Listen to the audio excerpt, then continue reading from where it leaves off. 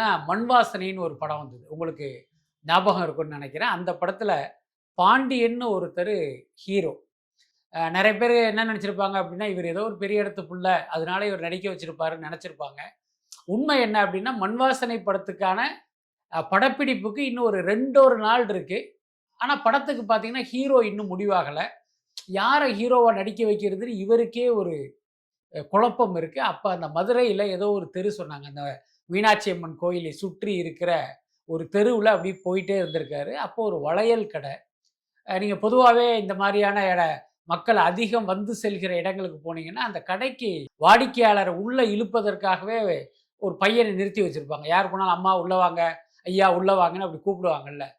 அந்த மாரி ஒரு பையன் நின்னு இப்படி போம்போது, "அம்மா உள்ள வாங்க, வளையல் கடைக்கு உள்ள வாங்கன்னு" கூப்பிட்டுட்டே இருக்கான்.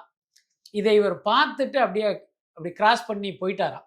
போயிட்டு அப்படியே திரும்பி பார்க்குறாரு, அந்த பையன் எல்லாரையும் கூப்பிட்டுக்கிட்டே இருக்கான். அப்புறம் திருப்பி போய் அவன் யாரு என்னன்னு விசாரிச்சுட்டு, இவன் தான் நம்ம படத்தினுடைய ஹீரோன்னு முடிவு பண்ணி, அடுத்த நாள் அவர மண் வாசனை படத்தில ஹீரோவா அவர் நடிக்க வைக்கிறாரு.